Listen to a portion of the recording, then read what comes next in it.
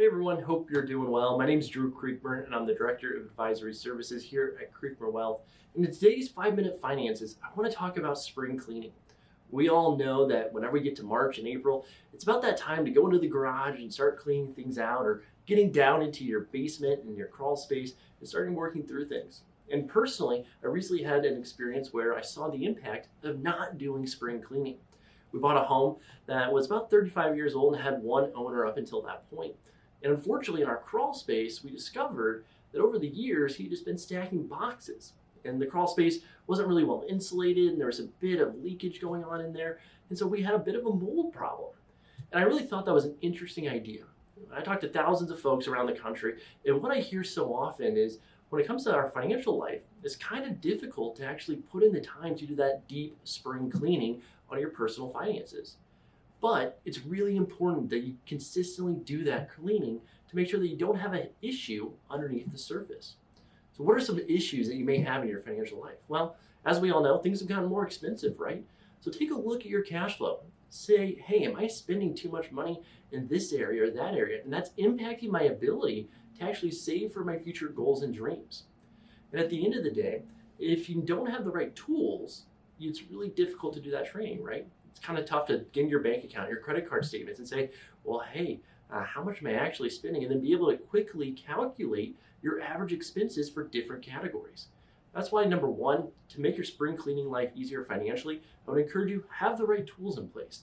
What are the cash flow management tools that you can be utilizing that have all of your accounts linked in that make it easier to get that big picture, holistic view of what's going on financially? The other thing is you need to understand your financial trajectory. Based on how much you're saving today, are you saving enough to be able to live the lifestyle you desire whenever you approach or enter into retirement? So often, we all know that in our working years, we have W-2 income coming in.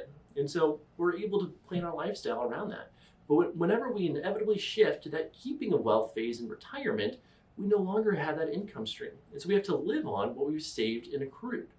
And I talk to a lot of folks, and what I hear is, well, hey, my expenses in retirement, I actually don't think they're going to go down, which makes sense, right? Who wants to all of a sudden, now that you're retired and you have more time, have to actually cut the lifestyle you want to live because you haven't saved enough money? So every single year, at least once a year, take a step back, maybe sit down with a trusted advisor and walk through, hey, what's my trajectory? Am I saving enough for retirement? And if you don't do that routine spring cleaning check-in, well, that could really set you up to be in the place that you don't want to be down the road where you may have to work for a few more years. So make sure, number one, take a look at your cash flow. See if there's any expenses that you have that you can cut or maybe even reduce. Number two, understand your financial trajectory. And number three, understand, is there any risk beneath the surface? Now, risk can take many forms, right? One risk could be that you don't have the right life insurance coverage or the right homeowners coverage. And if something were to happen, well, that could turn into a really big issue for yourself or your family, right? The other risk could be in your investment portfolio. We've been in one of the greatest bull markets of the last 15 years here in the United States in the history of the United States. That's been massively beneficial for every single person watching this video. But what I've also seen is that a lot of people have a lot more risk in their investment portfolio than what they actually think they do.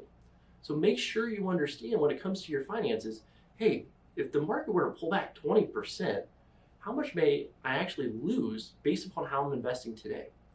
Understanding your investment risk or your insurance risk is one of the biggest things that we encourage every single client to do. Whenever we're sitting down with folks around the country, that's one of the topics that we cover in every single meeting. Because we all know life is not static. Things are going to change. And when they change, we want to make sure that we understand the impact of that change, but that we also have a game plan in place so that we make the right decisions based upon data, not impacted by our emotions, to ensure that we stay on track to achieve our big picture goals and dreams.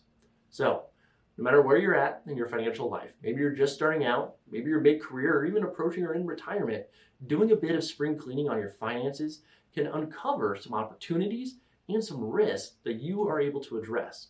So take the time, sit down, whether that's with a trusted advisor, with your spouse, with a friend, and actually do that deep look at where you stand financially. If you have any questions, our team here at Creekmur Wealth would love to talk with you and help you actually go through and do that big picture spring cleaning on your financial life. Thanks for the time, y'all. We'll talk to you guys soon.